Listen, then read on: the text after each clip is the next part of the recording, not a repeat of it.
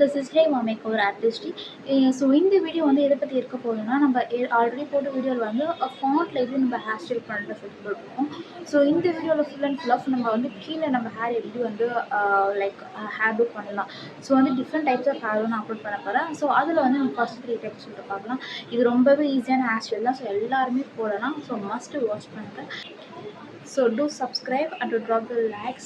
So this is my 7th styling video. So இந்த வீடியோவில் நான் 3 டிஃப்ரெண்ட் ஹேர் ஸ்டைல் சொல்லித்தரேன்னு சொல்லியிருக்கேன். ஸோ ஃபர்ஸ்ட் ஒன்று சொன்னதுன்னா நார்மல் பிரைட். ஸோ இன்னுமே எனக்கு நார்மல் பிரைட் போகிறது இல்லைன்னா இந்த வீடியோ பார்த்துக்கோங்க. இந்த வீடியோவில் நான் ரொம்ப ஸ்லோவாக அண்ட் ஸ்டெடியாக எந்தெந்த ஹேண்ட்லாம் வச்சுருக்கேன்னு சொல்லி கொடுத்துருக்கேன். ஸோ இந்த வீடியோவில் உங்களுக்கு இந்த ஹேர் ஸ்டைல் புரிஞ்சதுனாலே பேலன்ஸ் டு ஹேர் ஸ்டைலுமே ஈஸியாக இருக்கும். ஸோ வந்து ஸ்லோவாக பார்த்து லேர்ன் பண்ணிக்கோங்க.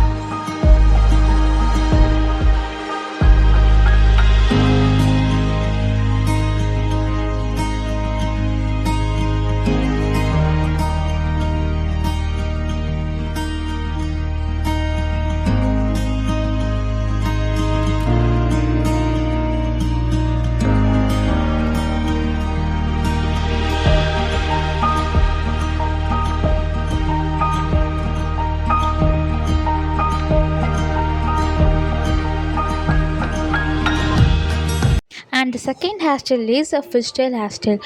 ஸோ ஃபிஷ் ஸ்டைல் சொல்லலாம், இல்லைனா எள்ளுக்கால் செடி சொல்லலாம். ஸோ அந்தமாரி சொல்லுவாங்க. ஸோ இந்த ஹேர் ஸ்டைல் வந்து போத் ட்ரெடிஷ்னலுக்கும் நல்லாயிருக்கும் அண்ட் மாடர்ன் ட்ரெஸ்ஸுக்கும் நல்லாயிருக்கும். ஸோ இது வந்து போடுறதுக்குமே ரொம்ப ஈஸி தான். உங்களுக்கு ஃபஸ்ட்டு நார்மல் பிரைட் நான் சொல்லி கொடுத்தல, அது ஓரளவுக்கு நீங்கள் தெரிஞ்சுக்கிட்டாலே போதும். மற்றது எல்லாமே ரொம்ப ஈஸி தான். ஸோ அதே ஸ்டெப்ஸ் ஃபாலோ பண்ணி தான் இருக்கும். ஸோ இதையும் பார்த்துட்டு தேர்ட் ஹேர் ஸ்டைலையும் பார்த்துட்டு எப்படி இருக்குன்னு கமெண்ட் பண்ணுங்கள்.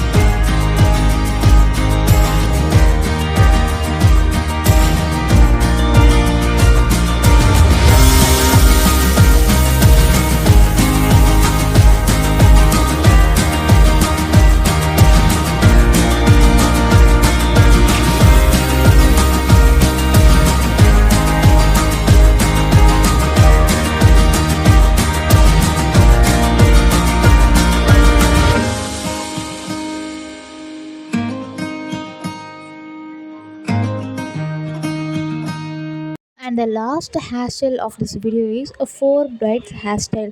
ஸோ 4 braid வச்சு எப்படி போடுறதுன்னு சொல்லிட்டு பார்க்கலாம். இது வந்து பார்க்குறதுக்கு கொஞ்சம் டிஃபிகல்ட்டாகவும் டஃப்பாக தான் இருக்கும் அண்ட் குழப்புற மாதிரி கூட இருக்கும். பட் நீங்கள் வந்து ஸ்லோவாக பாருங்கள். நானே ஆல்ரெடி ஸ்லோவாக தான் சொல்லி கொடுத்துட்ருக்கேன்.